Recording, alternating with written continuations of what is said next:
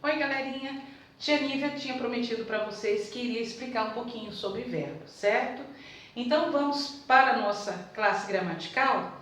Vamos lembrar que quando vocês estudaram lá nos anos iniciais, vocês aprenderam que o verbo era uma palavra que exprime ação, estado ou fenômeno da natureza, certo? Bom, se a gente fosse lá na mini gramática, ele iria dizer que é uma palavra que exprime um processo. Esse processo é uma ação continuada, uma sequência lógica de fatos. Por exemplo, para eu estar aqui falando com vocês, eu tive que me arrumar, evidentemente, me organizar para estar gravando a aula a vocês, ok? Então, olha só, 3 fatos, uma sequência de fatos para que nós estivéssemos aqui agora, nesse momento, ok? Então, o verbo, palavra que exprime ação, estado ou fenômeno da natureza. Mas, tia, o verbo, ele também tem classificação como substantivo? Tem. Geralmente, nas séries iniciais, a gente trabalha somente 2 tipos de classificação. A classificação ao verbo regular e irregular.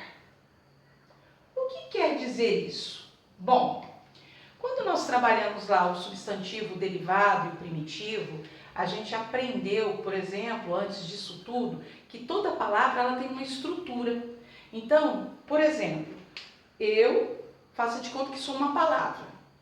Então, quando a gente divide essa palavra, a gente poderia dividir a palavra entre cabeça, tronco e membros, superiores e inferiores, né? Aquela comparação que a tia Nívia fez uma vez na sala. Se eu corto a cabeça, o que acontece com o restante do corpo? Morre, não é verdade? A mesma forma são as palavras. Então, querendo ou não, o verbo também é uma palavra que tem a parte mais importante, que seria a cabeça. No caso, o nome que se dá é radical ou raiz. Nós vimos isso na sala, ok? Então, como é que acontece? Por que eu estar falando sobre radical e raiz? A gente vai entender agora. Quando que o verbo é regular e quando que o verbo é irregular. Por exemplo, o verbo amar é um verbo que a gente vai chamar de regular. Por quê? Se você for trabalhar esse verbo em todos os tempos e todos os modos, que são 2 flexões do verbo, você vai observar que uma partezinha desse verbo, ele não muda, ok? Então, preste atenção que a tia Nívia vai fazer. Olha só, a tia Nívia colocou aqui o verbo amar no presente, no pretérito imperfeito, no pretérito perfeito, no pretérito mais que perfeito, no futuro do presente, no futuro do pretérito, no pretérito imperfeito do subjuntivo, presente do subjuntivo e o futuro do subjuntivo. Tia, por que a senhora não colocou no imperativo? Vocês vão entender depois por quê, tá? Mas o fato é que todos eles estão na terceira pessoa do singular. Ele ou ela, certo? Olha só, de todos aqui que eu conjuguei, qual a parte que não mudou? Vocês vão observar que é o an. Então, esse an aqui, ó, ele não mudou. Então, eu posso dizer que esse verbo é um verbo regular. Entenderam? Então, por que ele é regular? Porque o seu radical não muda. Você pode conjugar ele em tempos diferentes, modos diferentes, e o radical dele não muda, ok? Agora, se você trabalha um verbo irregular, eu peguei aqui o verbo ser como exemplo para vocês. Lembra que a gente está trabalhando terceira pessoa do singular. Então, olha o verbo ser no presente, o verbo ser no pretérito imperfeito, o verbo ser no pretérito perfeito, o verbo ser no pretérito mais que perfeito, o verbo ser no futuro do presente, no futuro do pretérito, presente do subjuntivo, pretérito imperfeito do subjuntivo e o futuro do subjuntivo. Vocês viram que é muito diferente do verbo amar?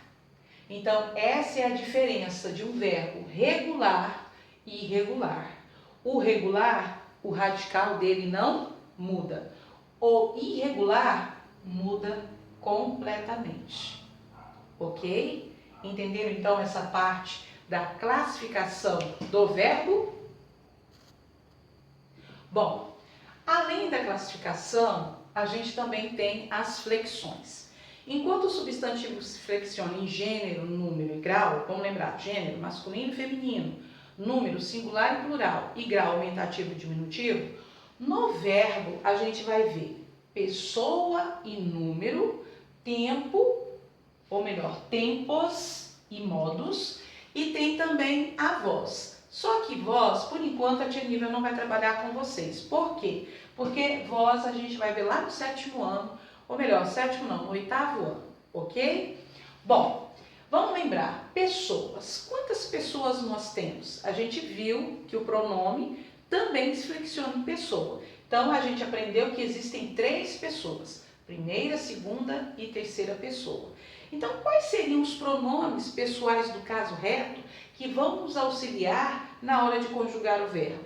Então, eu, nós, tu, vós, ele ou ela, eles ou elas.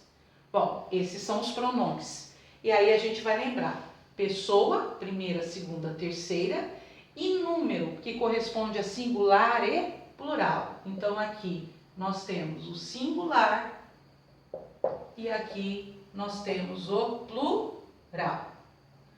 Quando vocês aprenderam lá nas séries iniciais, vocês aprenderam que os tempos aqui correspondem ao presente, ao pretérito e ao futuro, certo? Bom, pretérito é a mesma coisa que passado, mas eu sempre brinco com meus alunos falando que a partir de agora a palavra passado fica realmente no passado. A gente vai usar o termo pretérito, ok? Então, o que a gente vai observar? Por enquanto, a gente está vendo somente um modo, que é o modo indicativo, que corresponde a um fato certo, que nos dá a certeza dos fatos, independente se está agora no presente, se já aconteceu ou se acontecerá, ok? Então, de acordo com o modo indicativo, nós vamos ter quais os tempos? Presente. Aí, no pretérito, a gente vai ter o pretérito imperfeito, o pretérito perfeito e o pretérito mais que perfeito, ok? Mais que perfeito. Tia, mas tem esses pretéritos, nós utilizamos ele? Sim, muitas vezes utilizamos sim.